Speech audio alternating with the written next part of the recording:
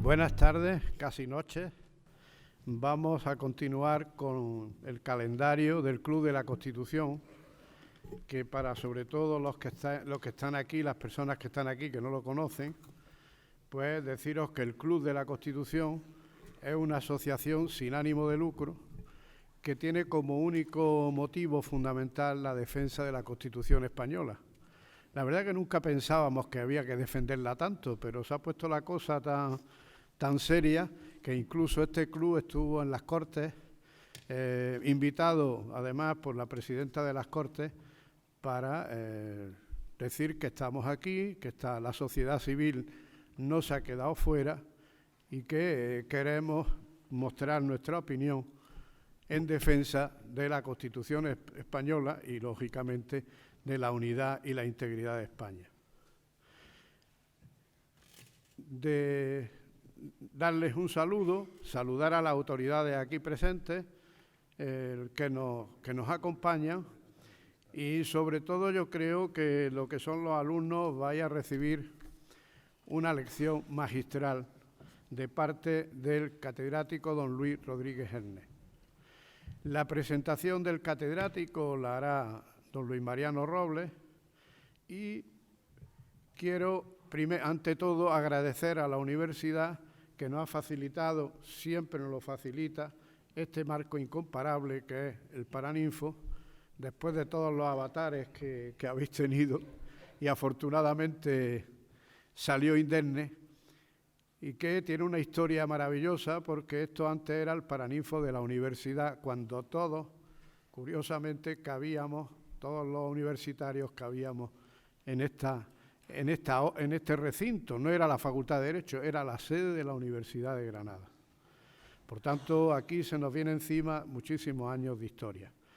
Os doy la bienvenida y quiero, agradeciéndole en la persona del secretario general, don Jesús Bobo, porque el decano no puede estar con nosotros por razones de su agenda, el ofrecernos, como siempre, con ese cariño, la sede de la universidad, y me gustaría que dirigiera también unas palabras a los aquí presentes.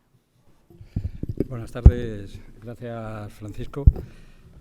Para mí es una satisfacción, como siempre, presentar al Club de la Constitución, para quienes no lo conocen. Cuando nos estábamos sentando, me decían los compañeros de mesa, que ahora me imagino que presentarás tú detenidamente, que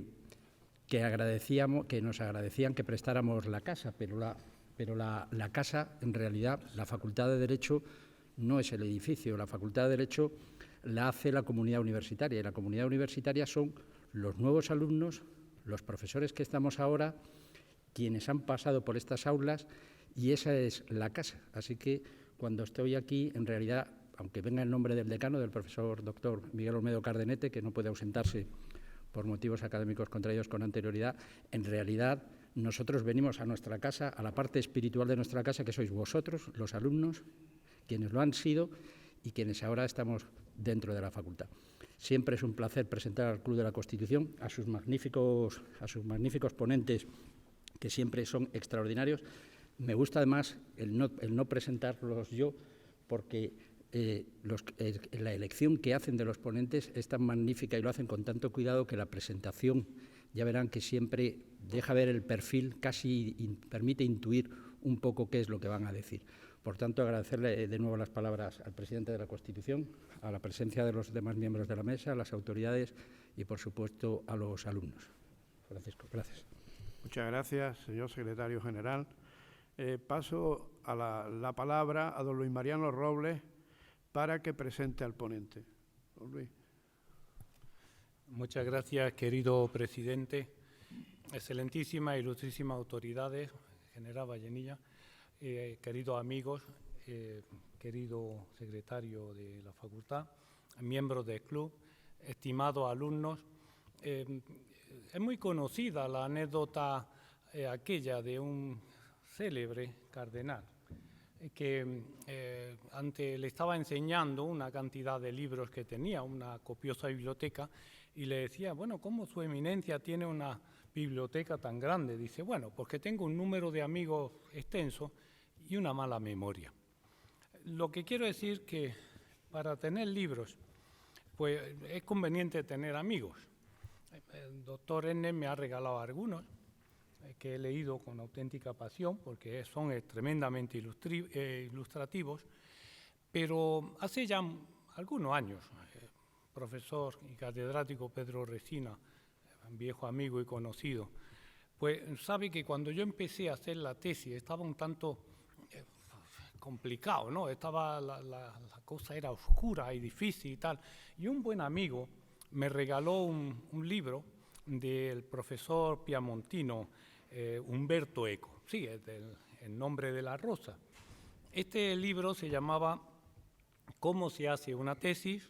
Técnicas, procedimientos de investigación y estudio y escritura. Y en él encontré una conocida frase que está atribuida a Bernardo de Chartres, de 1621, que decía: si llegamos a algo es porque somos enanos a hombros de gigantes. Por eso podemos ver más lejos. El profesor y catedrático don Luis Rodríguez Erne es un auténtico gigante de la romanística y de la cultura española, es un erudito. Y para ello le voy a dar un somero repaso. No puedo contar todo lo que viene en su currículum porque si no, no tendríamos conferencia. Don Luis Rodríguez Erne nació en La Coruña en 1946, es un jurista español de reconocido prestigio, catedrático de Derecho Romano y de Sistemas Jurídicos Comparados en la Facultad de Derecho de Orense, en la Universidad de Vigo. Prácticamente el campus de Orense lo fundó él. Se licenció en Derecho con el número 1 de su promoción, con premio extraordinario en 1975, con una tesis sobre la adopción. Fue Premio Nacional de Fin de Carrera, el mejor expediente académico. Ha ejercido diversos cargos académicos, ocupando plazas de profesor ayudante, adjunto, agregado, titular, hasta obtener por unanimidad la cátedra de Derecho Romano. En la Universidad de Santiago de Compostela ha ejercido el cargo de vicedecano de la Facultad de Derecho, vicepresidente del claustro universitario, secretario general de la universidad, e incluso desde 1979 hasta 1981 ha sido secretario general del Centro Regional de la Universidad Nacional de Educación a Distancia de Pontevedra. En la Universidad de Vigo ha ejercido como asesor jurídico, como vicepresidente del claustro, como presidente de la comisión que redactó los primeros estatutos de la universidad y también decano de la Facultad de Derecho de Orense, que ahora es decano honorario. Es profesor visitante de más de una veintena de universidades europeas y americanas. Solo voy a referir a algunas porque, como la Universidad de Reino Unido, de Val-de-Marne, la Université de Maine, de Francia, la Universidad Pontificia Lateranense de Roma, la Universidad de Treveri en Alemania, la Universidad Nacional de Comahue de Argentina, la de Puerto Rico, la de El Salvador, que allí compartimos algunas jornadas. Fue director de la Escuela Superior de Profesiones Jurídicas, Teucro Iuris. En la actualidad, aparte de catedrático emérito de Derecho Romano y de Sistemas Jurídicos Comparados, pertenece a multitud de organizaciones académicas y profesionales, por ser vocal y miembro de la Real Academia de Jurisprudencia y Legislación, vocal primero de la Comisión de Derecho Romano, de la Real Academia Gallega de Jurisprudencia y Legislación, el Instituto Feijóo de Estudios del siglo XVIII, excelente monografía, el padre Feijóo y el derecho de su tiempo, vicepresidente de la Asociación Iberoamericana de Derecho Romano, precisamente fue nombrado en la Asamblea de Oviedo en abril de 2019, y simplemente citar que entre las publicaciones científicas y conferencias tiene 18 libros o más de 300 publicaciones internacionales, aparte del padre Feijóo y el derecho de su tiempo,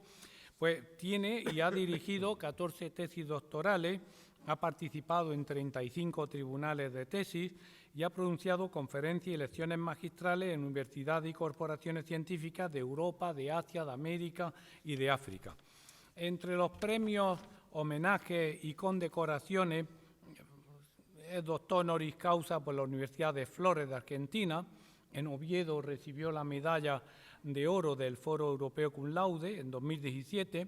En 2017 también la Facultad de Derecho de la Universidad Nacional de Córdoba, Argentina, lo designó por unanimidad huésped de honor. En 2001, dentro del premio a su trayectoria docente investigadora, el Consejo de Ministros acordó otorgarle la Cruz de Honor de San Raimundo de Peñafort. En 1998 recibió el premio Manuel Colmeiro de Investigación y en 1990 la Universidad de Santiago de Compostela le concedió la insignia de oro. La verdad es que con este bagaje cultural verán cómo van a aprovechar y van a conocer la erudición del doctor Ernest, y con ello les dejo con la conferencia algunas peculiaridades del sistema histórico constitucional de Inglaterra. Con ustedes, don Luis Rodríguez Ernest. Bueno, con la venia, excelentísimas autoridades, miembros de la comunidad universitaria, una inveterada costumbre, es decir, una costumbre muy antigua, exige que cualquier conferenciante, cuando comience a hablar, dirija sus primeras palabras al público agradeciéndole a la entidad que ha sido su anfitriona pues el hecho de que le permita ocupar esta tribuna. Y yo no tengo palabras para agradecerle al Club de la Constitución que me permita haber venido a esta maravillosa ciudad, ocupar este lugar y en este entorno tan universitario y tan querido para mí. Gracias también al profesor Luis Mariano Robles por sus amabilísimas palabras que me han dejado así un poco, digamos, medio mareado, ¿no? Ustedes se preguntarán por qué un catedrático de Derecho Romano habla sobre la historia de Inglaterra. Normalmente siempre se ha señalado que existen dos sistemas contrapuestos, el sistema anglosajón y el sistema llamado romano-germánico, ¿no? Yo me he dedicado a ambas cosas. Curiosamente, cuando se leyó mi currículum, se aludió a que cuando yo obtuve la cátedra, la obtuve con el perfil también de sistemas jurídicos comparados. Y, aunque no se dijo ahí, yo fui becario del British Council y he sido profesor visitante de varias universidades británicas y sobre el tema de Inglaterra, de su derecho, pues le he dedicado a ese tema muchas horas de reflexión y muchas horas de estudio y fruto de ello han sido bastantes publicaciones y esta conferencia que les voy a dar. La conferencia lleva por título pues, un recorrido por la historia de Inglaterra y algunas de sus peculiaridades constitucionales. Porque la primera característica de la historia de Inglaterra es su continuidad histórica. Es decir, vamos a verlo a su debido tiempo, porque voy a seguir cronológicamente los pasos de la historia de Inglaterra, pero hay una fecha que ya digamos que la pongo por delante, que es el año 1066, que es la batalla de Hastings y la irrupción de los normandos de Normandía, de Francia, en Inglaterra. Pues bien, desde 1066 hasta nuestros días no ha habido interrupciones, digamos, importantes en la historia de Inglaterra. Algún avatar, como pudo ser la decapitación del rey Carlos I en 1649, pero no hubo los grandes, digamos, cortes que hubo en Francia históricos o en España. No. Ha habido pues 40 reyes ahora que se han sucedido, salvo el lapsus de la Commonwealth de Oliver Cromwell entre 1650 y 1659, pero también había un rey ahí, que era Carlos II, que estaba en el exilio en Francia, pero no ha habido cortes traumáticos como ha habido en las historias de los demás países. Y es que los ingleses han seguido fieles a sus tradiciones ancestrales por la aplicación de un principio que ya lo digo de entrada, que es lo que funciona bien no hay que cambiarlo, cosa que lo distingue claramente al mundo británico del mundo continental europeo y no digamos del país en el que vivimos nosotros. Y obviamente cualquier historia de un país europeo tiene que comenzar con la romanización, evidentemente. Ustedes se preguntarán, ahora viene un catedrático de Derecho Romano y nos va a soltar una conferencia sobre la romanización inglesa. No, les hablaré algo de eso, pero evidentemente tengo que empezar por ahí, porque el mismo nombre de Britania lo pusieron los romanos, no nos olvidemos de eso. Y además, hablando de cualquier país de Europa que se precie, lo que hubo antes de la romanización prácticamente, salvo el caso de Grecia, por ejemplo, es prehistoria, no digamos en Hispania también. En el caso de Inglaterra, evidentemente, la romanización presenta unas particularidades que la distinguen claramente de la romanización hispánica. No nos olvidemos que en España, por ejemplo, o en Hispania, los romanos llegaron en el 218 a.C., desembarcaron en Ampurias.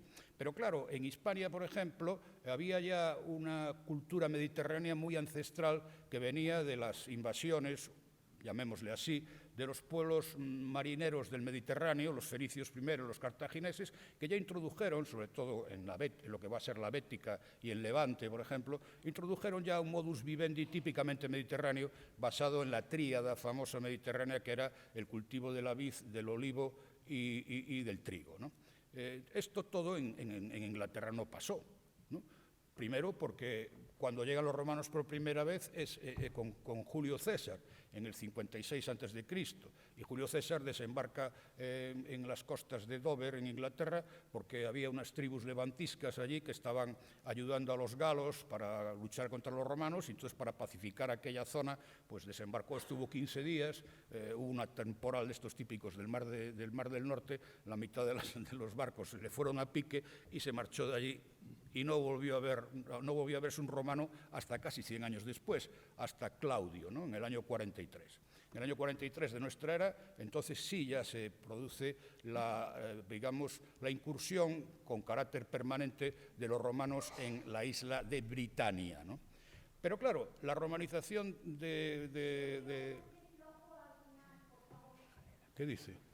Ah, perdón, ya. Bueno, no estoy acostumbrado yo a estas cosas.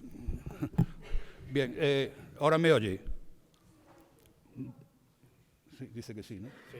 Bueno, les decía que esa romanización que se va a introducir en el año 43, esa romanización va a ser una romanización mucho menor en el ámbito del espacio y en el ámbito en el ámbito del tiempo, ya lo hemos visto en el ámbito del tiempo, pero también en el ámbito del espacio, que la romanización de Hispania, por ejemplo. Es decir, que los romanos no llegaron ni siquiera a ocupar toda la isla.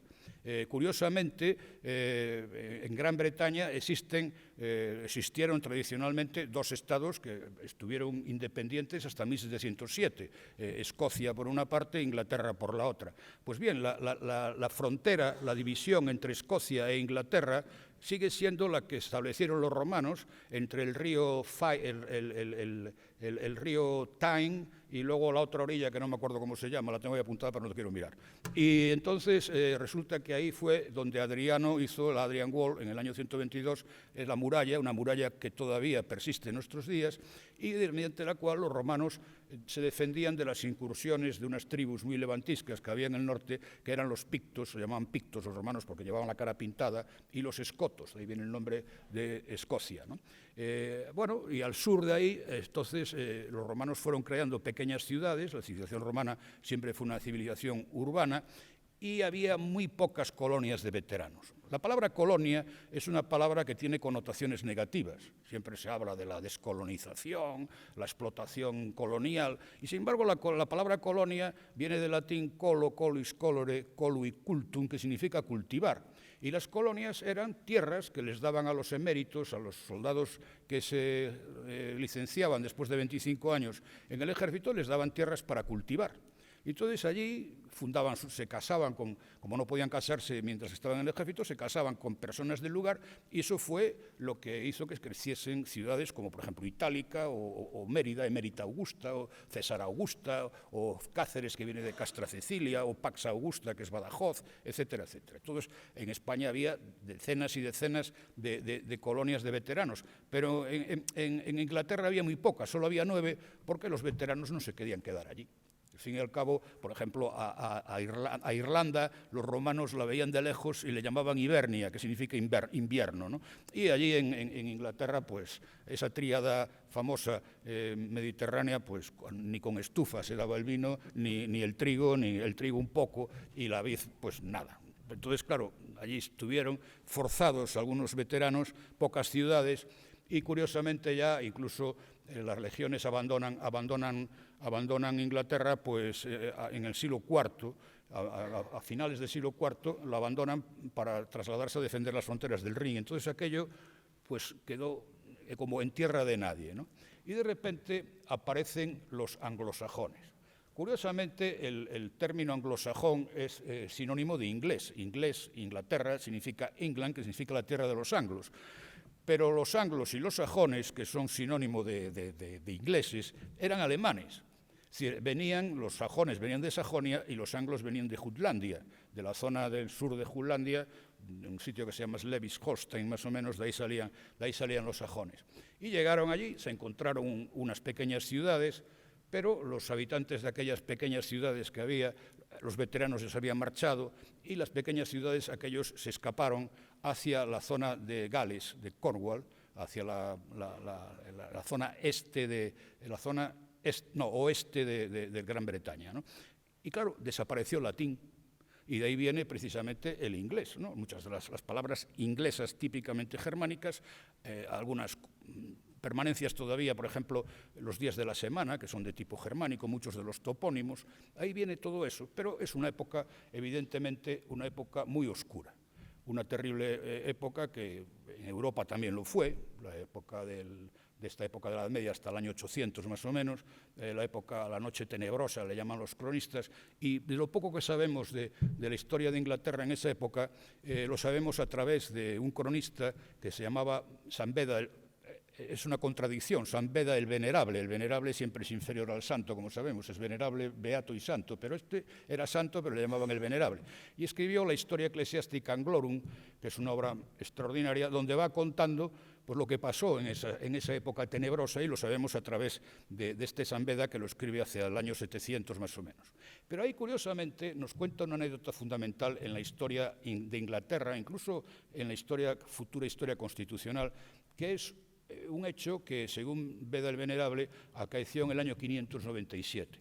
En el año 597 iba paseando Agustín, que era un monje italiano de la Orden de San Benito, con el Papa Gregorio Magno, iban paseando los dos por un mercado de esclavos de Roma, y entonces hablaban en latín, evidentemente, y había unos esclavos rubicundos, muy guapos, de ojos azules y tal, y el Papa le preguntó a Agustín y le dijo, «Ubi sum?»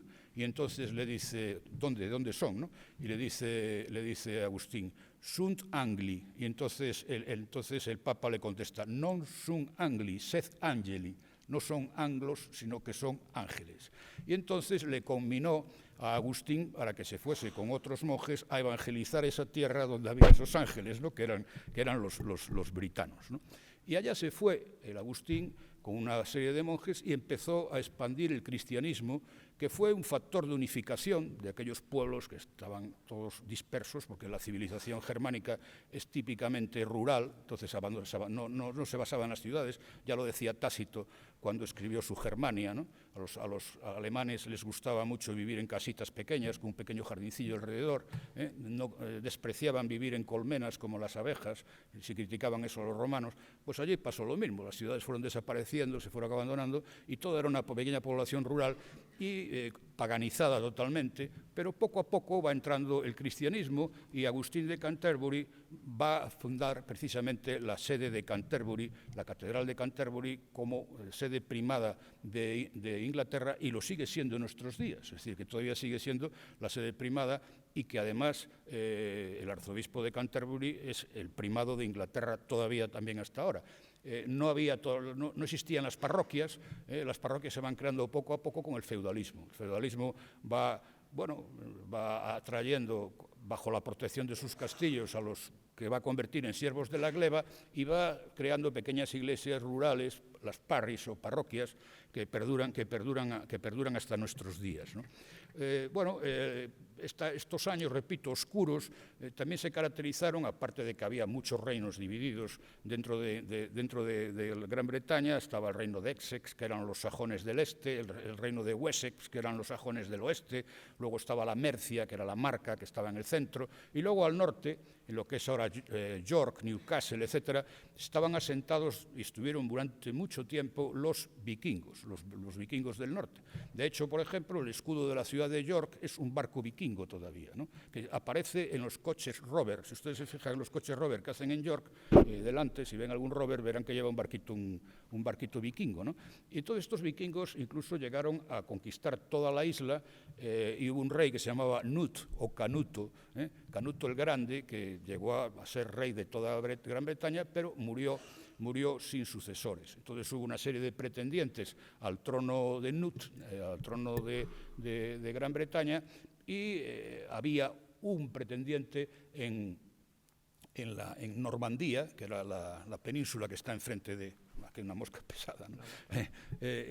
Una península que está justo al otro lado del canal, famosa por la Segunda Guerra Mundial, pero allí está la península de Normandía, que lleva el nombre precisamente porque había sido también ocupada por los normandos, por los hombres del norte, y de hecho el duque de Normandía descendía también de estos normandos, que se llama Guillermo.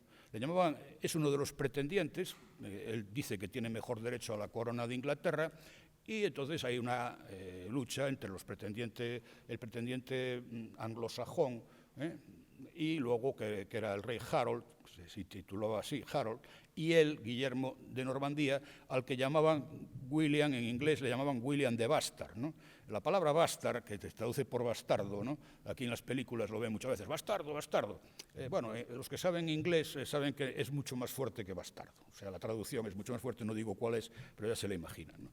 Entonces, este William desembarcó en el año 1066 en Dover. Y ahí empieza ya la historia, digamos, monárquica de Inglaterra, con una serie de características indelebles hasta nuestros días, como vamos a ver. Es asombroso, resulta que desde el 1066 hasta ahora, todo prácticamente ha pervivido hasta nuestros días. Entonces, conocemos lo que pasó muy bien, porque hay una ciudad de Normandía que se llama Bayeux. En Bayeux hay un famoso, un tapiz que tiene unos 70 kilómetros de largo, que es más que eso, 70 metros de largo, que es más largo que esto, donde aparece como un cómic, y entonces se va contando ahí cómo Guillermo va a desembarcar en Dover, cómo mete los caballos en los barcos, los lanceros, los arqueros, y todo eso es con textos en latín, y fue tejido, dicen, que por la mujer de Guillermo, que se llamaba la reina Matilda, y que todavía pervive en nuestros días, con unos colores que se mantienen indelebles, ¿no? Bien, este Guillermo de Bastard, pues, ¿qué hizo para dejar de ser bastard, ¿no? Pues lo que hizo fue lo que hicieron, por ejemplo, Alfonso Enríquez en Portugal, que fue pagarle al Papa dinero. Le dio dinero al Papa y entonces el Papa, agradecido por las donaciones crematísticas, le convirtió en William the Conqueror, Guillermo el Conquistador. Dejó de ser bastard y pasó a ser conquistador. Bien, pues hay que tener en cuenta que la última invasión que tuvo Gran Bretaña fue esa. Es decir, todos los países de Europa a lo largo de este milenio han sufrido multitud de invasiones, empezando por nosotros, no voy a contar las que hubo, pero la propia Francia, ¿no? Hasta fue invadida en 1940, pero Inglaterra o Gran Bretaña no lo fue jamás en 1000 años. Esto es muy importante decirlo desde el principio.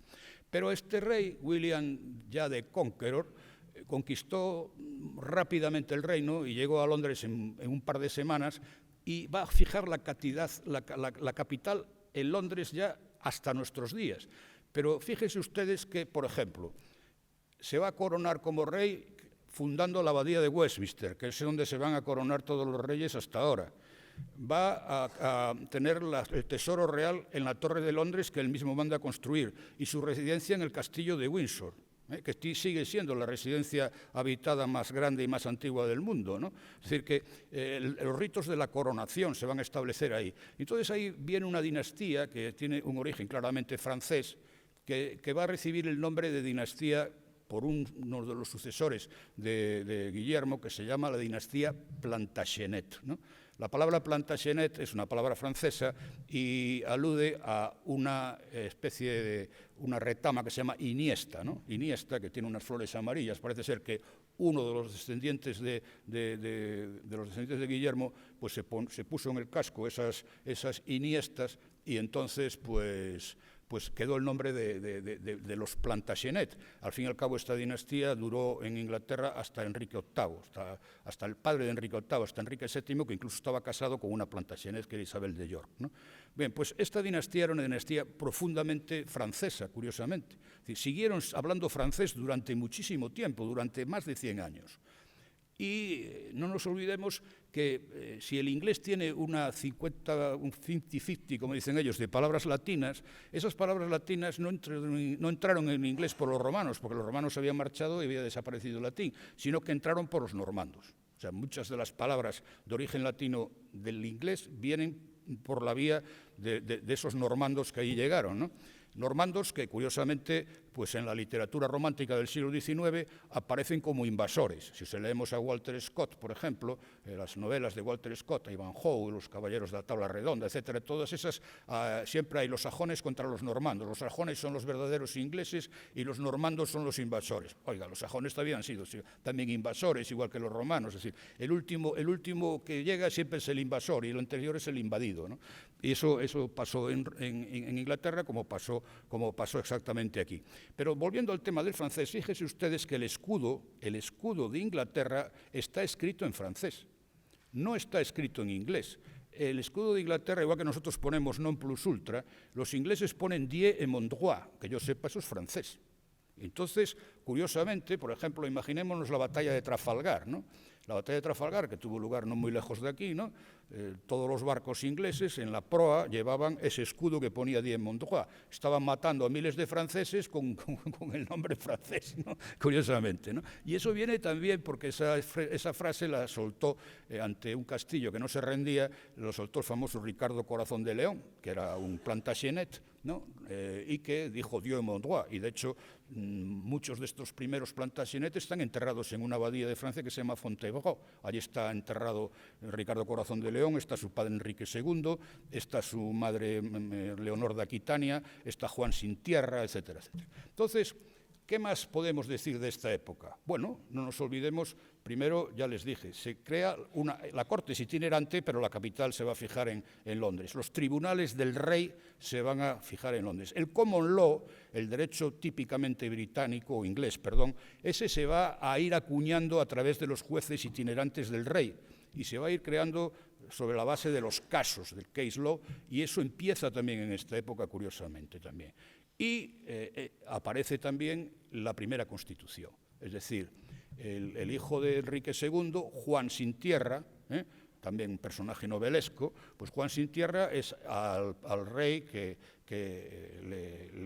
como su hermano Ricardo estaba en Tierra Santa y luego cuando volvió estuvo prisionero en Austria, pues los varones famosos en Merton le arrancan la Magna Carta, pero en la Magna Carta sigue siendo todavía la base de la Constitución británica. En la Magna Carta está claramente establecido, por ejemplo, un principio fundamental en el parlamentarismo histórico, que es el principio de que no puede haber impuestos sin representación, no tax without representation.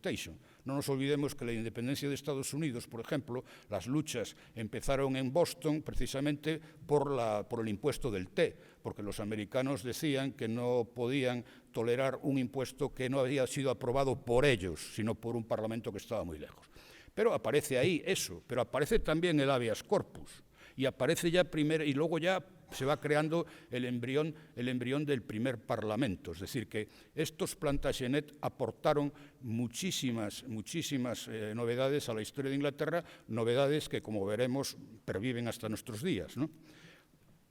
Bueno, vamos a ver, porque llego...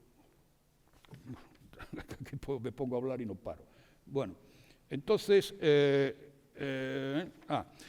aquí en esta época también hay que tener en cuenta otro dato que también influye en la historia constitucional inglesa y en el funcionamiento del Parlamento, que es la Guerra de los 100 años. La Guerra de los 100 años fueron más de 100 años, fueron 130 y tantos años, ¿no? Bueno, el caso de las guerras entre Francia e Inglaterra han sido endémicas, ¿no? Han durado siempre. Ellos estuvieron en guerra hasta las guerras napoleónicas, ¿no? Y de hecho, hasta que Eduardo VII firmó la Entente Cordial con Francia en 1907, pues siempre estuvieron en estado de guerra, los franceses y los británicos, ¿no? Pero en la Guerra de los 100 años, claro, el problema era que había que mantener un ejército, no era muy grande el ejército, pero Francia sí era muy grande y había que tener un ejército itinerante que andaba dando vueltas por Francia, que ganaba casi siempre, curiosamente, los ingleses a los franceses, que eran mucho más numerosos, pero... Los ingleses eran mucho mejores arqueros y luchaban mucho mejor que los franceses, ¿no? El caso es que, claro, el rey de Inglaterra necesitaba subsidios continuamente para mantener el ejército. Entonces, el incipiente parlamento lo toreaba al rey de la siguiente manera. Al rey le iban pidiendo pues mejoras desde el punto de vista tributario, desde el punto de vista de los derechos ante los tribunales, la creación del jurado, por ejemplo, en la Administración de Justicia, todo se lo van pidiendo y le diferían hasta último momento la aportación del dinero. Entonces el rey, claro, el rey iba soltando concesiones y luego le daban el dinerito al final, ¿no? Era una táctica muy inteligente y que se utilizó a lo largo de la Guerra de los 100 años. En esta época también empieza la primera gran crisis de los ingleses con la Iglesia romana, que es con Enrique II y el asesinato del famoso Thomas Becket, que era el arzobispo de Canterbury, ¿no? Ese asesinato, que fue inducido por el rey sin duda, era la prueba ya de unas relaciones malas con la Iglesia que siguieron soterradas hasta la época de los Tudor, hasta la época de Enrique VIII, que como sabemos es el que rompe definitivamente con las relaciones con el papado, ¿no? Claro, nosotros de Enrique VIII, ¿qué decimos? Que Enrique VIII pues, ha pasado también con connotaciones tremendamente negativas, ¿no? 6 mujeres, 4 decapitadas, etcétera, etcétera, pero para los ingleses no fue tan malo, ¿no? No fue tan malo Enrique VIII por varias razones.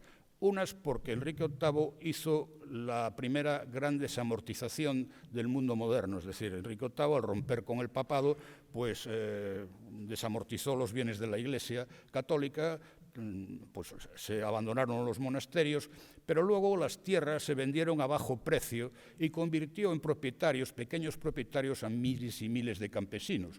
Eso indudablemente fue bueno para Inglaterra, porque, a diferencia de lo que ocurría en Francia, por ejemplo, pues, en donde no había apenas campesinos propietarios en el antiguo régimen, sino propietarios feudales o eclesiásticos, en Inglaterra, o en España no digamos, en Inglaterra había muchos pequeños propietarios campesinos que vivían con cierta decencia y que eso significó un freno a las ideas revolucionarias, evidentemente, y eso lo recoge muy bien Charles Dickens en una novela que se llama Historia de dos ciudades, una novela donde cuenta precisamente la diferencia que había entre los ingleses y los franceses, precisamente basándose en esto que les estoy contando yo ahora mismo, ¿no? Pero también es que Enrique VIII, lo mismo que ocurrió con sus antecesores, pero en el caso de Enrique VIII más, porque claro, Enrique VIII coincide, por ejemplo, con este señor que está aquí arriba, ¿no? Coincide con Francisco I de Francia, es decir, coincide con la eclosión de lo que se llama las monarquías absolutas, ¿no? El Estado absoluto, ¿no? El Estado que se basa en aquellos viejos principios del Bajo Imperio Romano, que es el princes legibus solutus es, el príncipe está por encima de las leyes, o quod príncipe placui legis habeat vigorem, todo lo que le place al príncipe tiene fuerza de ley. Eso en Inglaterra no se podía hacer.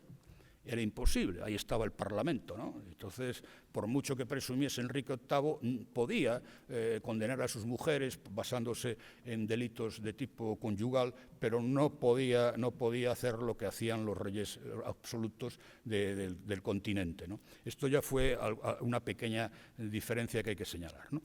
Y luego, bueno, viene la crisis del siglo XVII, la crisis entre el rey y el Parlamento, ¿no? El Parlamento venía funcionando ya, incluso con partidos políticos, pero dentro del Parlamento empieza ya la cuestión religiosa de una manera mucho más fuerte, porque la Iglesia anglicana que instituye Enrique VIII es una iglesia muy católica, muy parecida, lo hemos hablado, muy parecida a la Iglesia católica, salvo la vinculación con el Papa, pero si ustedes van a una misa, digamos, de la Iglesia anglicana, de lo que le llaman ellos la High Church, la iglesia alta, pues entonces llevan las mismas ropas, comulgan en las dos especies, rezan el credo de Nicea, es decir, se parece mucho, mucho, mucho. Pero claro, había ya en Inglaterra, sobre todo a partir de Isabel, de la hija de él, de la segunda hija, de Isabel II, de Isabel I, repito, había pues ya muchos misioneros protestantes, luteranos, sobre todo en el norte, en Escocia, pero empiezan ya a predicar mucho y aparecen los puritanos, ¿no? Los puritanos, los presbiterianos, todas esas, llamámosle sectas de tipo luterano protestante, que estaban muy alejadísimas de la Iglesia anglicana, ¿no? Y en ese Parlamento, pues Oliver Cromwell, que era el líder de la mayoría parlamentaria, era un puritano, ¿no? Y claro, no nos olvidemos que el rey Carlos I estaba casado con la reina Henriette, que era francesa, era hermana de Francisco I, o hija de Francisco I, perdón, y que bueno, pues era católica, ya tenía su oratorio católico en el Palacio de Whitehall, y él pues era criptocatólico, como todos los Estuardos, ¿no? Aparentaba ser anglicano, pero en el fondo era católico, y entonces pues ahí viene una crisis terrible, porque el rey quiere reafirmarse su título de defensor fidei frente a los puritanos, intenta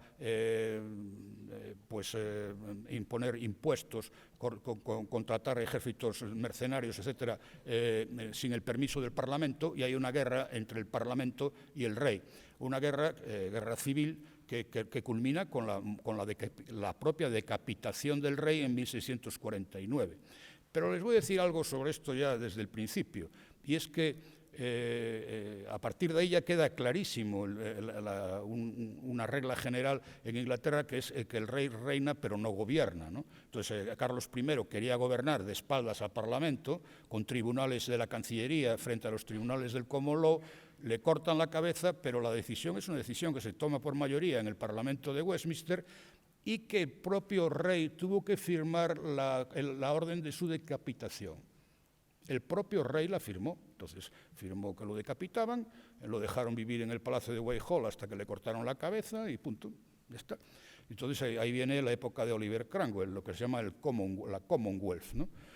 Una república. Se autotitula Lord Protector, y también Oliver Cromwell para los ingleses tiene monumentos por todas partes, ¿no? Los irlandeses no los pueden ver porque él pacificó Irlanda a sangre y fuego, ¿no? Pero en Inglaterra dejó muchísimas cosas buenas, ¿no?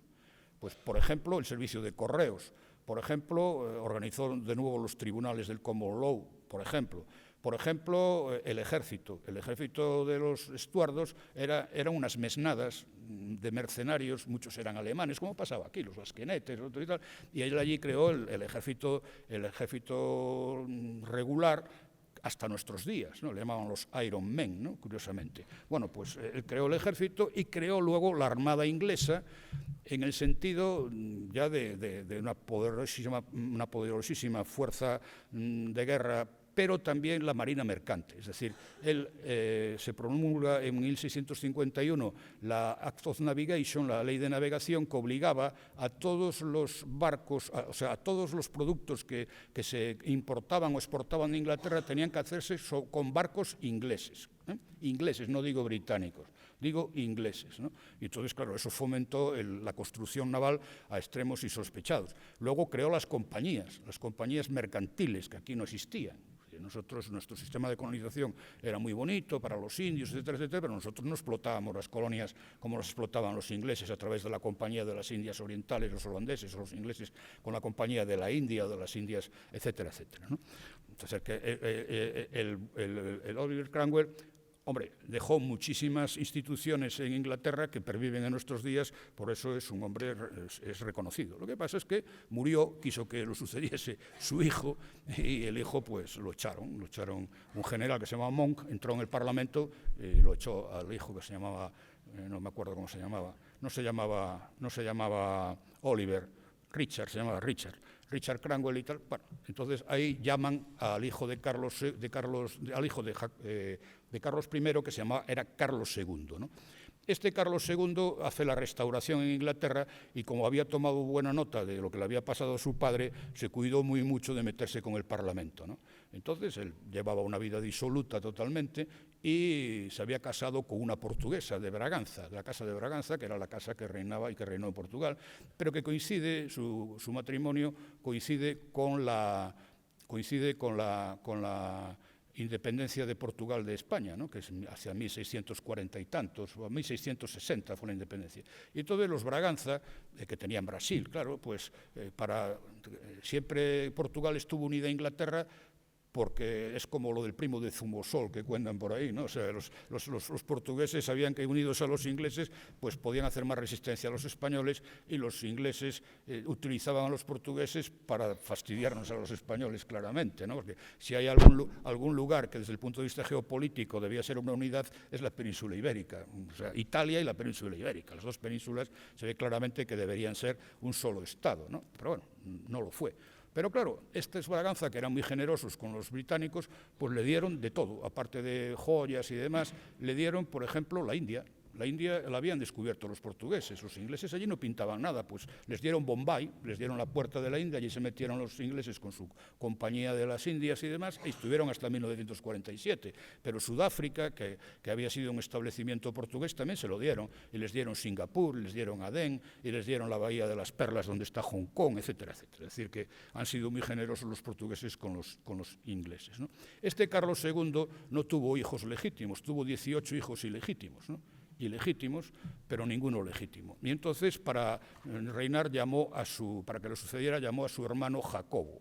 Jacobo II, el duque de York. La palabra de Nueva York lleva el nombre de ese señor, del duque de York, que era un marino y tal, era católico claramente. Y este Carlos II era criptocatólico y al final de sus días pues, también se confesó con un clérigo católico y tal. Pero Jacobo II ya no quiso disimular que no era católico. O sea, que era católico, disimular que él no era católico. Sí. Entonces, era católico claramente, pero claro, habían pasado, desde la reforma de Enrique VIII, habían pasado muchísimo tiempo, ¿no? Y entonces hubo un levantamiento general, y lo que se llamó la Gloriosa Revolución, The Glorious Revolution, en 1688. En 1688, Jacobo II lo echaron, murió en el exilio en Francia, y entonces llamaron a reinar a una hija de Jacobo II, que se llamaba Queen Mary, la primera reina Mary, y a su marido, que era Guillermo d'Orange, que era holandés. Y entonces llegaron allí, y ahora viene también ya otro hito en la historia constitucional de Inglaterra, que es que se establecieron dos cosas.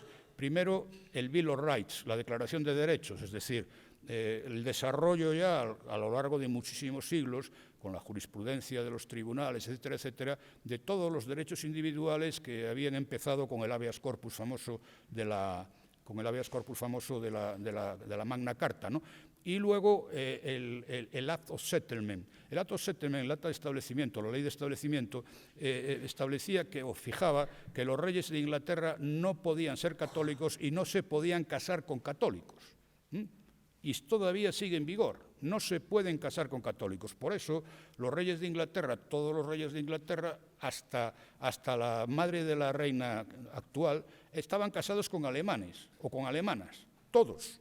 Porque claro, el único sitio donde había protestantes era en Alemania, porque en Italia o en Francia no había gente de estirpe real, y entonces buscaban alemanas o buscaban alemanes. La propia reina Victoria se casó con un primo hermano que era alemán, ¿no? Y así eran unas dinastías, Sajonia, Coburgo, Gotha, que fueron hasta 1917, que lo cambiaron por el nombre de Windsor, ¿no? Pero el acto settlement tiene muchísima importancia, el hecho de que no vengan, que no puedan ser católicos, que introducen a los alemanes, que cuando mueren estos dos, la reina María y Guillermo, sin descendencia, no podía llamar ella a sus hermanos que estaban en Francia y que eran católicos. Ella era protestante, estaba casada con Guillermo d'Orange, pero los hermanos eran todos católicos. Y entonces empiezan a buscar en el árbol genealógico. Primero está unos años una hermana de esta que se llamaba Ana, que sale en una película que le pusieron algo, que se llamaba La Favorita, ¿no? La reina Ana, que es la que hace la unión de Escocia e Inglaterra. Y luego, al morir Ana, que también no tuvo ningún hijo vivo, todos murieron 18, todos al nacer a los pocos años, pues entonces llaman a unos primos lejanísimos que había en Alemania, que eran los Hannover, ¿no? Entonces ahí había una reina, la mujer del elector de Hannover, que allí estaba, que era una bisnieta de Jacobo I Estuardo, o sea que tenía un parentesco lejanísimo con los ingleses, ¿no? Pero le llaman a Jorge de Hannover, que ya tenía hijos, alemanes todos, ¿no? Y allá se va el Jorge I, se va para Inglaterra, y entonces no sabía hablar inglés, nada, pero es que nunca aprendió a hablar inglés. El hombre seguía hablando alemán, comiendo salchichas, bebiendo cerveza y tal, pasaba totalmente del tema, y como no entendía nada del inglés, esto es muy importante desde el punto de vista de la historia constitucional, pues no asistía a las reuniones del gabinete del gobierno, no asistía. Entonces empezó a delegar en una persona. El primero que se delegó se llamaba Robert Walpole y fue el primer ministro que hubo en la historia de Inglaterra, el premier, que es otra palabra de origen francés también, ¿no? Bueno, pues Walpole era el que dirigía el gabinete. Entonces Jorge I solamente firmaba lo que aprobaba el Parlamento y las propuestas que le hacían de nombramientos del gabinete, pero no entendía nada, ¿no? Y bueno, hay una historia muy curiosa que tiene que ver con la música en esa época, que es que el famoso compositor Friedrich Händel había sido músico de capilla del elector de Hannover, de Jorge I, se enfadó con él y se marchó a Inglaterra. Claro, ¿cuál fue la sorpresa del bueno de Händel? Que le aparece el Jorge, con el que había tenido unas luchas ahí terribles, le aparece de rey de Inglaterra, le estaba allí establecido, y dijo, ¿y ahora qué voy a hacer? Este me va a triturar, ¿no? Y entonces, como conocía las costumbres de su amo, pues lo esperó un día en un meandro del Támesis. Entonces venía el bueno de Jorge, venía comiendo salchichas allí y tal, y entonces oyó una música bellísima en un recodo del río, y preguntó en alemán, was ist, y le dicen, is Händel, y dice, coming, que venga aquí, ¿no? Y era la música acuática, que es una pieza muy bonita que ustedes conocerán, ¿no? Bueno, pues su hijo, Jorge II, tampoco, que había nacido en Hannover, tampoco aprendió inglés. Entonces pasaron ahí muchísimo tiempo, pues hasta 1760, desde 1712, pues fueron muchos años en los que los reyes no sabían inglés, y quien gobernaba era el Parlamento por un lado, con sus partidos ya establecidos, y por el otro lado el gabinete, con sus ministros y su premier. Claro, ahí viene el tercero de los Hannover, Jorge III. Bueno, Jorge III ya había nacido en Inglaterra, sabía inglés, incluso es un hito importantísimo en la historia porque es el primer rey verdaderamente querido por los ingleses, ya después de Isabel I, ¿no? Y es que era un hombre que se hacía querer, era un carácter muy afable, paseaba a caballo por allí, por los parques públicos de Londres, se bañaba en las playas de Weymouth, luego escribía muchos tratados de agricultura, aconsejándole a los campesinos determinado tipo de abonos, etcétera, etcétera. Entonces se hizo querido. Se hizo muy querido. Su reinado duró pues 60 años más o menos, ¿no? Hasta 1820, aunque tuvo fases de locura, que tenía una enfermedad que se llamaba la porfiria y tal. Pero claro, él quiso, como él se sentía muy inglés y con mucha fuerza y tal, pues dijo, no, yo como entiendo bien el idioma y tal, yo voy a entrar en el gabinete. Entonces llamó a la puerta y estaba William Pitt, el viejo, fueron dos Pitt, el viejo y el joven, el viejo, el padre, y le dijo, aquí no se puede entrar. Y él pues se tuvo que ir para atrás, o sea, porque ya dijo, no, aquí nada, su majestad es un ente simbólico, el rey reina pero no gobierna, y por lo tanto aquí no se entra, y no entró, como no entró nadie, nunca después, nunca jamás. Entonces digo que, claro, ahí se va a establecer algo fundamental en la persistencia de la monarquía constitucional inglesa, que es, aparte de que el rey reina pero no gobierna, es una especie de contrato fiduciario, es decir, un negocio fiduciario, utilizando términos jurídicos, entre el rey y sus ciudadanos, no sus súbditos. La diferencia que hay entre Luis XIV, por ejemplo, y Jorge III, pues es que Luis XIV tenía súbditos, no tenía ciudadanos, y Luis XIV decía «l'état c'est moi», y Luis XIV aparecía allí en Versalles como Le Roi Soleil, rodeado de relámpagos, de música de Lully, de obras de Molière y tal. Parecía un dios allí dando vueltas, bailando, y no sé. Los reyes de Inglaterra, este se bañaba allí, andaba a caballo y tal. Bueno, había el rito de la coronación, que era muy serio desde el punto de vista formal, pero había esa relación fiduciaria en la que el rey se hacía querer, porque incluso las familias reales en Inglaterra, a lo largo de todos estos siglos, han sido familias ejemplares desde el punto de vista de como, digamos, un espejo de las familias británicas.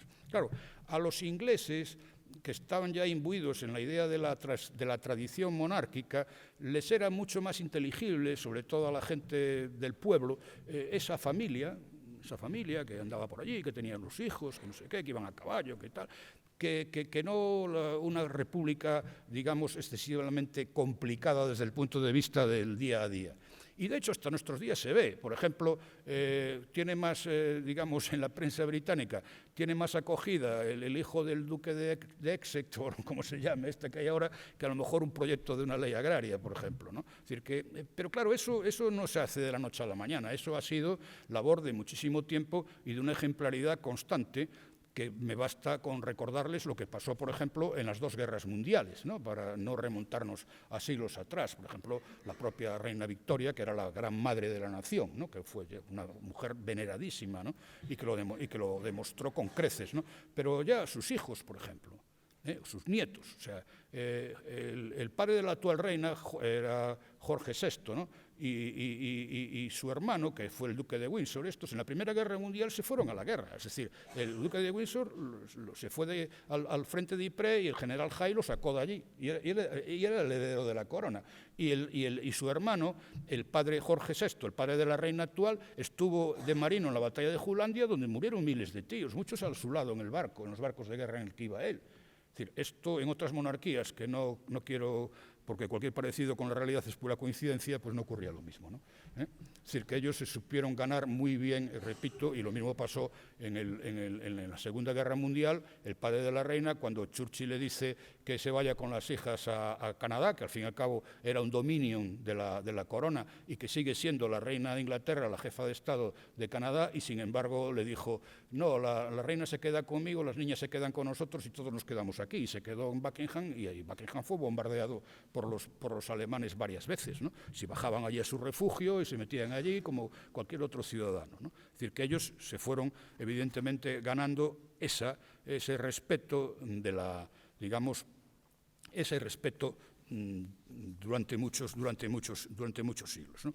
¿Y cuál es la situación actual? ¿Cuál es la situación actual de la corona? ¿Qué poderes tiene? Claro, los poderes que tiene la corona, si vamos a verlos desde el punto de vista constitucional británico, siguen siendo amplísimos, claro. Por ejemplo, el ejército es el ejército de Su Majestad. Los barcos, en este caso son Her Majesty's Ships, son barcos de Su Majestad. La RAF, Royal Air Force, es la Real Fuerza de Su Majestad. Los jueces son los jueces de la corona, ¿no? Los tribunales, los Crown o Crown Courts, son los tribunales de la corona. Claro, todos esos poderes se ejercen en nombre del rey o en nombre de la reina, pero evidentemente quien responde del ejercicio de esos poderes no es el rey o es la reina, sino que son los ministros proponentes de los actos que se van a realizar en nombre del rey o en nombre de la reina. Por eso les decía que si a la reina le ponen su sentencia de muerte, ahora ya no hay pena de muerte en Gran Bretaña, tendría que firmarla el conforme, porque es así, constitucionalmente así. De todas maneras, la corona en Inglaterra sigue siendo actualmente la fuente de todos los honores. Empecemos por los títulos nobiliarios, ¿no? Evidentemente, en cualquier monarquía, los títulos nobiliarios surgen de una concesión real. Pero claro, si vamos a analizar la historia constitucional o la historia de la monarquía británica y vemos el número de títulos nobiliarios que hay en el Reino Unido, es infinitamente inferior al que hay aquí. Por ejemplo, ducados en Inglaterra hay poco más de 20. De esos 20 ducados, más de la mitad pertenecen a títulos de la propia Casa Real, los hijos del rey, el duque de York, el duque de Gloucester, el duque de Kent, el duque de Essex, el duque de Cambridge. Esos todos están reservados a la Casa Real. Y quedan muy poquitos. Pero es que no se instituyó a ningún duque nunca, incluso desde la reina Isabel solamente se lo ofreció a Churchill después de la Segunda Guerra Mundial y Churchill no lo aceptó, ¿no? Pero nada, nunca. Y luego hay muchísimos menos condes, muchísimos menos que aquí. Hoy en día ya no se conceden títulos, sino que cuando hablemos de la Cámara de los Lores en breve, pues lo que se nombran pares pero vitalicios. Se les da título de lord, pero no transmisible a los herederos. Una de las razones por las que en Inglaterra hay muchos menos títulos nobiliarios es que el principio de mayorazgo establece que el primogénito hereda todos los títulos de la casa. Es decir, que, por ejemplo, Churchill era nieto del duque de Marlborough, su padre era el segundo hijo, Lord Randolph, del duque de Marlborough. Tenía únicamente el padre, por ser hijo de un duque, el tratamiento de lord, pero su padre, el duque de Marlborough, tenía montones de títulos, era marqués de Bradford, conde de no sé cuánto y tal. Todos esos títulos los heredaba el siguiente duque, no pasaban a los hermanos, como pasa aquí. Entonces, claro, pues eso hace que haya muchos menos nobles que hay, por ejemplo, en España, y que ahora ya no hay, que la reina no los concede, ¿no? ya veremos por qué, en el caso de una reforma que hizo Blair en los años 90, y que, aparte de la concesión de títulos nobiliarios, está la concesión de las órdenes, de las grandes órdenes, que en Inglaterra la más importante es una orden que tiene origen francés también, que es la orden de la jarretera. La palabra jarretera, garter en inglés, en francés es charrette. El charrette es una parte de la pierna, ¿no? Y entonces el lema de esa orden está escrito en francés normando, medieval, que es honi soit qui mal y pense, tonto es el que piense mal, más o menos la traducción, ¿no? Y eso tiene que ver, fíjense ustedes, esto es de la época de los Plantagenet. Uno de los reyes, Eduardo III, estaba bailando en Poitiers con una dama, a la dama le cayó la liga, él le cogió la liga y se la dio a la dama, y entonces hubo un clamor general allí en la corte y él dijo, tonto es el que piense mal. Y ahí sigue todavía ese lema y sigue siendo la orden más importante. La orden más importante que se concede en Inglaterra es la orden de la jarretiera o la orden de Garter, que, por ejemplo, el rey de España actual pero es supernumerario, es decir, solamente tiene 24 miembros, no puede haber más, es como el Toisón de Oro, una cosa parecida, y que puede haber supernumerarios, como es el caso de nuestro rey, pero los miembros son vitalicios y llevan la liga, o sea, los varones llevan la liga en la pierna y las mujeres en el brazo, ¿no? Lo llevan aquí y pone honi soit qui mal y pense, lo sigue poniendo exactamente igual. Y Churchill la tenía, por cierto, ¿no? Luego hay la orden del baño, que tiene mucha gracia el nombre, y era porque en la época medieval los nobles se bañaban muy poco y entonces pues les obligaban a un rito de purificación. Cuando los hacían caballeros, antes de ponerle la armadura, que iban a sudar mucho, los obligaban a bañarse, ¿no? Entonces ahí viene The Order of the Bath, la orden del baño, que tiene dos ramas, una rama militar y una rama civil. Y luego hay la orden del cardo, que también tiene otro nombre curioso, que es la primera orden equivalente a la jarretiera, pero que es de origen escocés, que solamente tiene 16, ¿no? Luego hay otras menores, como la orden del Imperio Británico, la orden de Victoria o victoriana, etcétera, y luego en el ámbito militar la famosa la medalla está al valor, ¿cómo se llama? La medalla Victoria, sí, la Cruz Victoria, la Victoria Cross, ¿no? Bueno, y bueno, ahora ya para 10 minutos vamos a hablar algo del Parlamento, ¿no? Lógicamente, ¿no? Entonces, lo primero que nos llama la atención al llegar a Londres es ver el edificio del Parlamento británico, ¿no? Es un edificio, los que han estado en Londres, pero los que no hayan estado lo habrán visto 100.000 veces, es un edificio gótico, neogótico, pero gótico, que está unido a la abadía de Westminster y que se llama el Parlamento de Westminster. Tiene la torre esta, el Big Ben, que es del siglo XIX, pero que fue reconstruido muchas veces, empezó siendo de estilo gótico, pero los ingleses, por ese apego a la tradición multisecular que tienen, lo fueron reconstruyendo siempre bajo pautas góticas, ¿no? Entonces sigue siendo, parece un palacio gótico, y dentro pues es todo gótico, todo muy, muy bonito. Por aquello que les dije antes al principio, de que lo que funciona bien no hay que cambiarlo. Ellos no lo han cambiado. Le han puesto cuartos de baño que antes no tenía, y cosas por el estilo, luz eléctrica, pero lo que es el Parlamento por fuera, incluso por dentro, sigue siendo igual que hace 500 años, exactamente igual, ¿no? Entonces, ¿cómo le llaman ellos al Parlamento? Ellos le llaman al Parlamento the Houses of the Parliament, las casas del Parlamento. Entonces dicen que hay dos casas. The Houses of the Commons, la Casa de los Comunes, la Cámara de los Comunes para nosotros, y the House of Lords, la Cámara de los Lores. Están divididos por una pared en el medio con una sola puerta, y como decían Santa Teresa, decía, entre santa y santo cal y canto, ¿no? O sea, aquello hay una división total. Entonces, vayamos primero a la Cámara de los Comunes. La Cámara de los Comunes es... Bueno, otra vez, Dios mío. La Cámara de los Comunes... Es que tenía que haber uno más de aquí. Ya es que me pongo... La Cámara de los Comunes es la Cámara la que se llama la Cámara Baja, tiene unos 600 y pico de miembros elegidos por un sistema mayoritario, no un sistema proporcional, ¿no? Todo el país está dividido en distritos, ¿no? Y que además dentro de la Cámara de los Comunes pues no hay escaños como en España, por ejemplo, o en la Asamblea Francesa, es decir, allí hay unos bancos corridos, todos tapizados de color verde, y resulta que no tienen asientos asignados, ni siquiera tienen nada para escribir, no tienen nada. Entonces, ¿qué pasa? Pues, ¿qué dice el reglamento de la Cámara?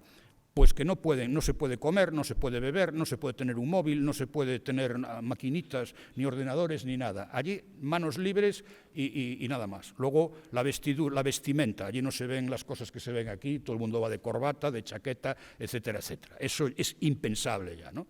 Luego, el tratamiento entre los miembros de la Cámara, pues es un tratamiento en el que no se pueden llamar por el nombre, siempre se tienen que llamar por el escaño que tienen, el honorable miembro de la Cámara por tal distrito, por tal otro, pero nunca se le puede mencionar. No se le puede decir que miente, jamás. Jamás, ¿no? Eso es una cosa terrible. No se puede aplaudir solamente en casos excepcionales, ¿no? Entonces, allí hay un señor que le llaman el speaker, que es el presidente. Speaker significa portavoz, ¿no? Pero que es un señor que está callado casi siempre, pero que es el que pone orden en los debates, ¿no?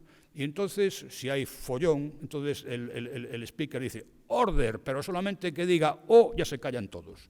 O sea, que no hay los problemas que hay en otros lugares, ¿no? Bien, entonces no se puede leer cuando se habla, se deja una octavilla y hablan desde el escaño, hablan todos desde el escaño, y no como aquí, que están leyendo como cosacos, todos, etcétera, etcétera. Es otro mundo, no se pueden tener las manos en los bolsillos. En fin, el único que puede beber es el ministro de Hacienda cuando presenta el presupuesto, que viene una tradición de que como el presupuesto era muy largo, pues le dejaban beber, entonces solían tomar gin tonic, por ejemplo, ¿no? Churchill, como no le gustaba la tónica, tomaba whisky, ¿no? Es los únicos que pueden beber cuando están hablando, ¿no? El resto, nada, ustedes lo ven y no tienen. Hasta el primer ministro está sentado allí, está la maza que representa el poder parlamentario delante, pero ponen así un papel aquí y hablan mirando a la gente y tal. Luego tenemos al lado la Cámara de los Lores, the House of Lords. La Cámara de los Lores era una cámara de pares, había los pares hereditarios, y les llaman pares porque se consideraban iguales al rey, eran pares, nobles como el rey, ¿no? Entonces el color es el color real, que es el color rojo. El color rojo representa a la realeza en Inglaterra, y que es mucho más suntuosa que la Cámara de los Comunes, ¿no? Tiene unos 900 miembros, entonces había los pares por la sangre, los nobles, y luego estaban los pares espirituales, que eran los obispos de todas las diócesis inglesas, más los rectores de las universidades. Entonces, hasta 1911, la Cámara de los Lores tuvo un cierto poder de veto sobre la Cámara de los Comunes, pero en 1911 hubo una crisis tremenda constitucional por la aprobación del presupuesto, cuando estaba de primer ministro Lloyd George, que era liberal, y entonces se acabó al rey, le obligaron a que le exigiera a los lores que se dejasen de bromas y que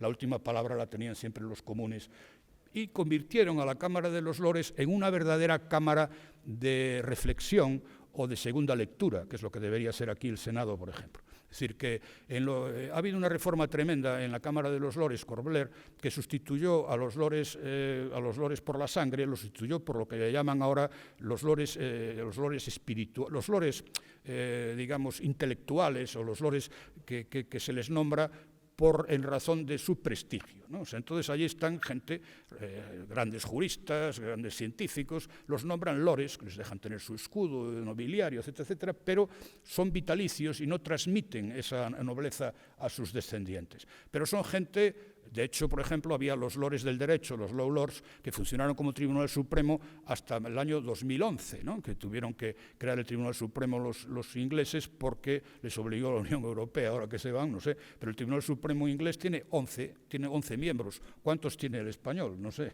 200 o 300, ¿no? Allí con 11 les llega, ¿no? Pues tienen 11. Bien. Y entonces es una verdadera cámara de segunda lectura que perfecciona sin duda los textos normativos más complicados, el estilo, introducen y son respetadas por los comunes porque verdaderamente son gente que tiene, como diría el profesor Robles, tienen autoritas, son gente con autoridad verdadera, ¿no? Entonces ahí hay una ceremonia curiosa que es la lectura del discurso que hace la reina al comienzo de cada legislatura. Entonces, cuando comienza, después de unas elecciones, hay un nuevo gobierno, entonces la reina, en la Cámara de los Lores, vestida toda con sus atributos, lee el discurso que le redacta el primer ministro. El primer ministro puede ser un primer ministro Tory, conservador, o puede ser un primer ministro laborista. Y aunque no le guste lo que dice el primer ministro, lo tiene que leer y lo tiene que tragar, exactamente igual. Entonces aquí hay una ceremonia curiosísima, y con esto voy a terminar ya, porque si no, no hay tiempo para el coloquio, ¿no? Hay una ceremonia curiosísima que es la entrada de los comunes en el Parlamento, la entrada de los comunes en la Cámara de los Lores para escuchar a la reina. Entonces los comunes, como les dije, están separados por un muro y hay una sola puerta detrás de donde está el speaker. Entonces hay una total separación entre los comunes y los lores, los colores, todo está separado. Pero ese día se llama a los comunes para que entren en la Cámara de los Lores. Y entonces hay uno de los lores que le llaman el lord de la vara negra, del Black Rod. Ese hombre va vestido con una túnica negra, lleva una vara negra, entonces camina por todo el pasillo de la Cámara de los Lores y llega a la puerta esa famosa y llama, pum, pum. Y entonces los ingleses, los comunes preguntan, ¿quién es? ¿Quién es? Dice, soy el lord de la vara negra, vengan ustedes a oír a la reina. Y entonces dice, no vamos. Y entonces vuelve otra vez, bum, bum, les pido que vengan y tal. A la tercera vez dice, bueno, ahora sí vamos. Y entonces le abre la puerta y entran todos los comunes, entran todos en fila, pim, pim, pim, pim, van precedidos por los de la vara negra, se van sentando allí en el medio con los lores y tal, la reina lee el discurso, vuelve el lord de la vara negra, los coge como un rebaño y va, bum, bum, bum, los lleva a los comunes y cierra la puerta, ¿no? Y con esto cierro la conferencia porque ya creo que ya les metí un rollo tremendo, ¿no? Y gracias, ¿eh? Es que si no, yo de Martín y bebo cuando hablo. Sí. Muy bien, pues yo creo que es interesante. Cuando yo era estudiante como ustedes, me gustaba no solo la conferencia, sino sobre todo el debate, porque ahí es donde uno se aclaraba mejor. Yo me acuerdo en mis primeros debates que costaba muchísimo trabajo, a todos nos costaba muchísimo trabajo por aquello de que parecía que hacíamos el ridículo cuando hacíamos preguntas. Sin embargo, la única manera de enterarse de las cosas es hacer preguntas y a veces pasar malos ratos, porque no todos los conferenciantes eran pacíficos. Y a mí me pegaron más de un corte de mala manera. No todos son como nuestro profesor.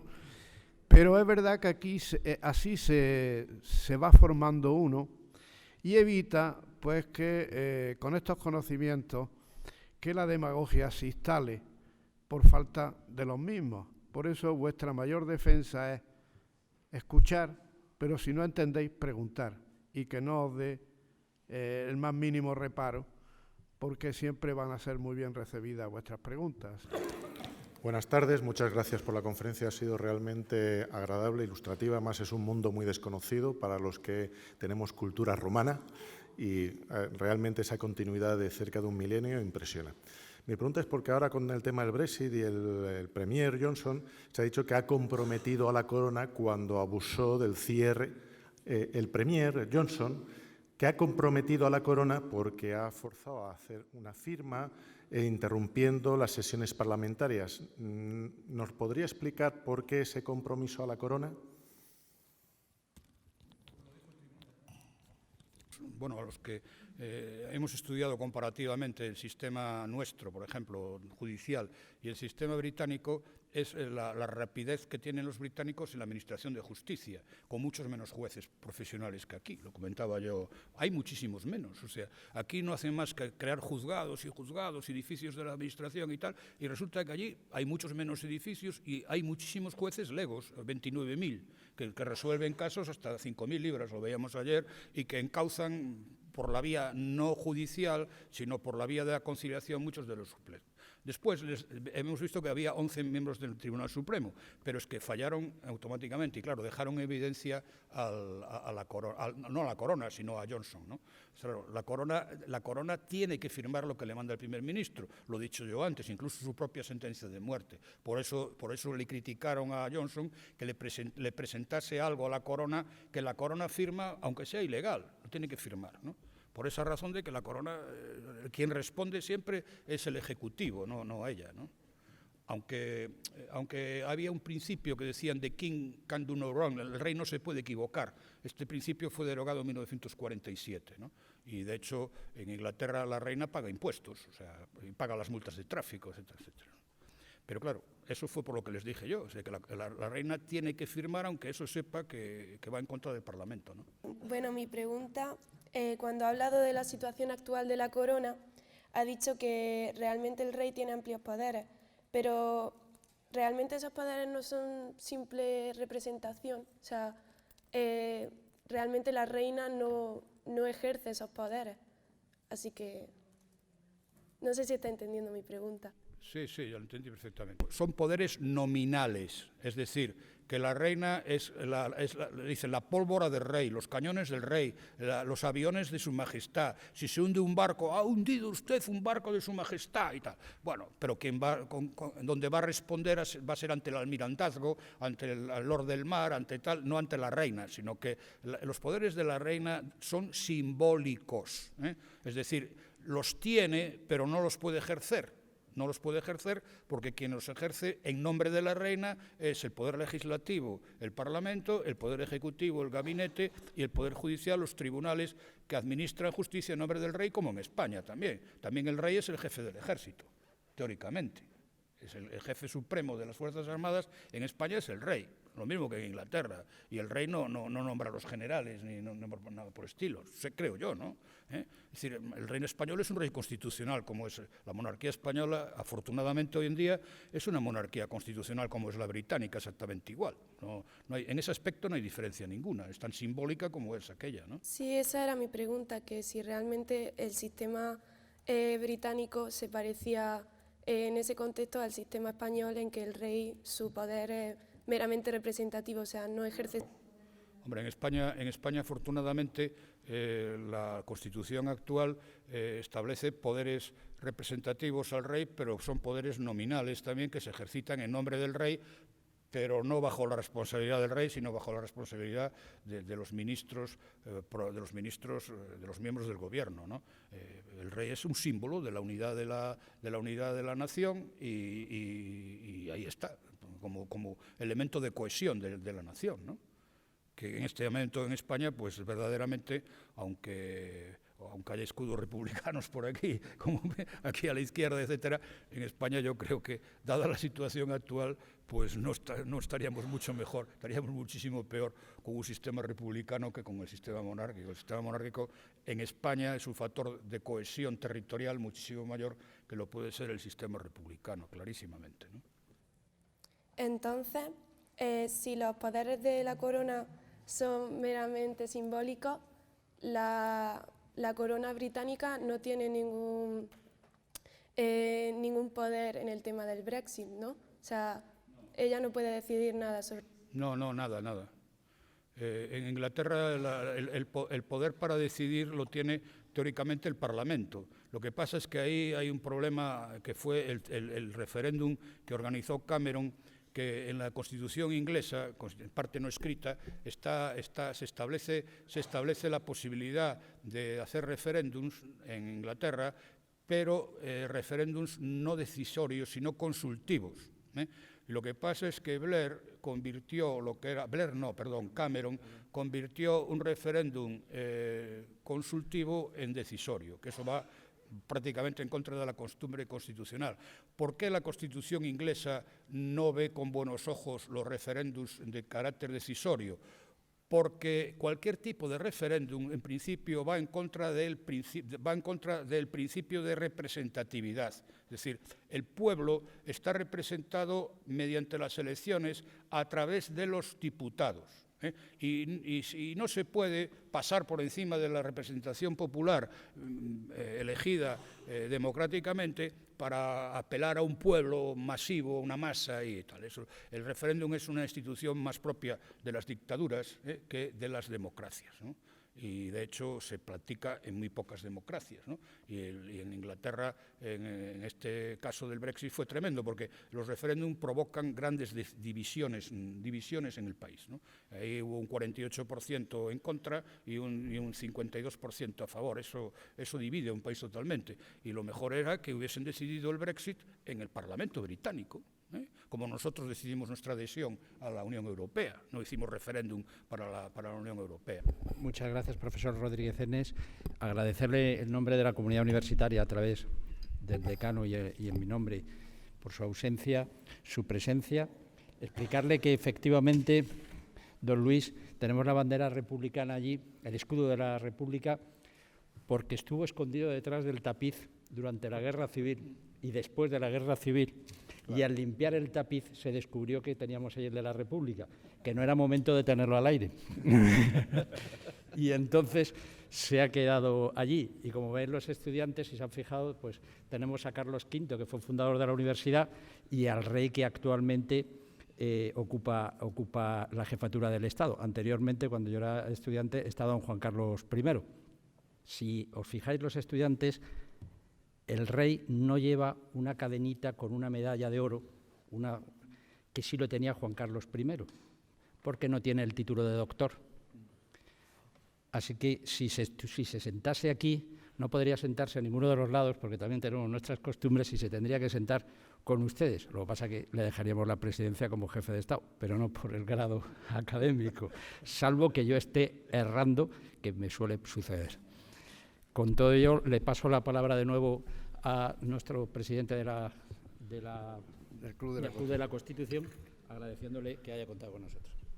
Pues una vez más, primero agradecer la conferencia, la magnífica conferencia que nos ha dado el profesor Rodríguez Enes. Hemos conocido una parte de una manera, de una Constitución muy especial, que además ha durado durante tantísimo tiempo. Nos ha revelado algunos secretos, como con muy pocos jueces la justicia es más ágil. Yo creo que sería bueno que tomaran nota los nuestros para que no se dilataran tanto los procedimientos. Y no hay otra cosa más que agradecer a los asistentes y al público y seguiros animando como universitarios. En mis tiempos universitarios éramos todos, no había distinción.